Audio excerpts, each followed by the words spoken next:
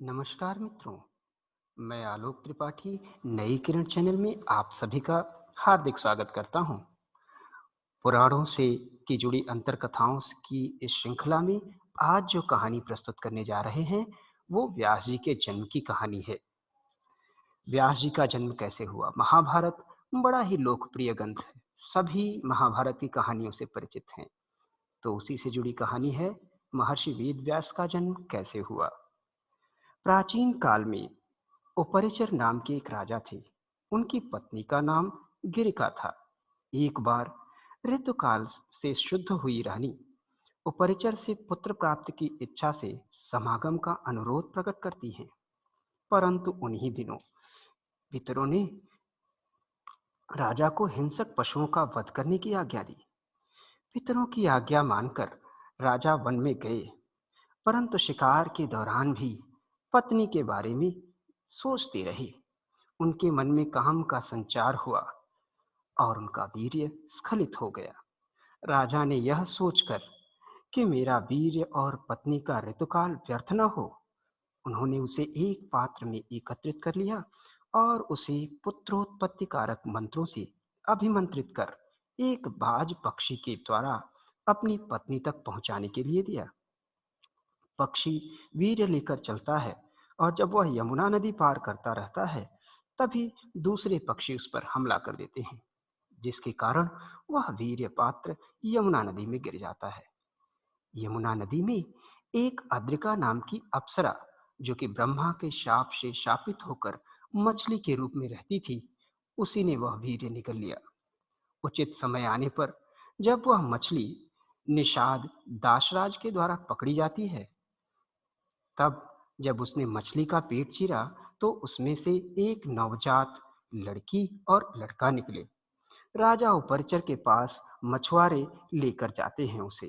राजा उपरचर उस समय उन दोनों बालकों में से जो पुरुष था, उसे स्वयं ग्रहण कर लिया, जो मत्स्य नामक धर्मात्मा और राजा के रूप में प्रसिद्ध हुआ। और जो बालिका थी, मछली की पुत्री होने के कारण उसके शरीर से मछली की गंध आती थी। उसे उन्होंने मल्लाह को सौंप दिया और कहा, यह तेरी पुत्री होकर रहे। वह रूप और सत्व से संयुक्त तथा समस्त गुणों से संपन्न होने के कारण सत्यवती के नाम से प्रसिद्ध हुई। मछेरों के आश्रम में रहने के कारण वह पवित्र मुस्कान वाली कन्या कुछ काल तक मत्स्यगंधा के नाम से विख्यात रही।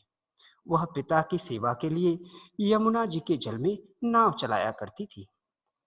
एक दिन तीर्थ यात्रा के उद्देश्य से सब ओर विचरने वाले महर्षि पराशर ने उसे देखा। वह अतिशय रूप सौंदर्य से सुशोभित थी। मुनि पराशर ने उसके साथ समागम की इच्छा प्रकट की और कहा, कल्याणी, मेरे साथ संगम करो। वह बोली, भगवान, देखिए, नदी के आर पार दोनों तटों पर बहुत से ऋषि खड़े हैं और हम दोनों को देख रहे हैं। ऐसी दशा में हमारा समागम कैसे हो सकता है? उसके ऐसा कहने पर शक्तिशाली भगवान पराशर ने कोहरे की सृष्टि की, जिससे वहां का सारा प्रदेश अंधकार से आच्छादित सा हो गया। महर्षि द्वारा कोहरे की सृष्टि देखकर वह कन्या आश्चर्यचकित व लज्जित हो गई। सत्यवती ने कहा, भगवान, आप जानते हैं कि मैं अपने पिता के अधीन रहने वाली कुमारी कन्या हूँ। महर्षि, आपके संयोग से मेरा कौमार्य दूषित हो जाएगा। हे मुनीश्वर, अपने कन्यापन के कलंकित हो जाने पर मैं जीवित नहीं रहना चाहूंगी। इस बात पर आप भली भांति विचार कर लें, जो उचित हो वह कीजिए। सत्यवती के ऐसा कहने पर मुनि श्रेष्ठ पराशर प्रसन्न होकर बोले, भीरु, मेरा प्रिय कार्य करके भी तुम कन्या ही रहोगी। भामिनी, तुम जो चाहो वह मुझसे वर मांग लो। आज से पहले कभी भी मेरा अनुग्रह व्यर्थ नहीं गया है। महर्षि के ऐसा कहने पर सत्यवती ने अपने शरीर में उत्तम सुगंध होने का वरदान मांगा। वरदान पाकर प्रसन्न हुई सत्यवती नारी के समागमोचित गुणों से विभूषित हो गई और उसने अद्भुत कर्मा महर्षि पराशर के साथ समागम किया। उसके शरीर से उत्तम गंध फैलने के कारण पृथ्वी पर उसका नाम गंधवती विख्यात हुआ और पृथ्वी पर 1 योजन दूर से भी मनुष्य उसकी दिव्य सुगंध का अनुभव कर लेते थे। इसलिए कारण उसका दूसरा नाम योजनगंधा हो गया। यह उसी समय समागम के पश्चात तत्काल ही सत्यवती ने एक शिशु को जन्म दिया। यमुना द्वीप में अत्यंत शक्तिशाली पराशर नंदन व्यास जी प्रकट होते हैं।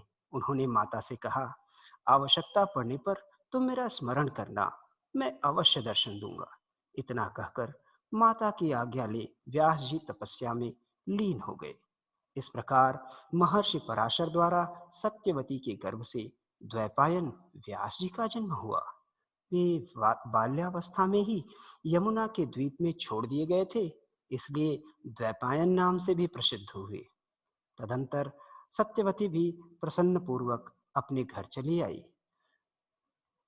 समय पड़ने पर, आवश्यकता पड़ने पर व्यास जी हस्तिनापुर जाया करते थे और सत्यवती की परेशानियों में उसकी सहायता किया करते थे।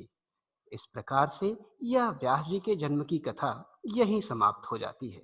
आशा करता हूँ कि यह कथा आपको जरूर पसंद आई होगी। यदि यह कथा आपको पसंद आई हो तो आप मेरे चैनल को सब्सक्राइब कीजिए और अपने मित्रों तक इसे पहुंचाइए। इसी के साथ फिर नई कथा के साथ आपसे मुलाकात होगी। अपने मित्र आलोक त्रिपाठी को इजाजत दीजिए। नमस्कार।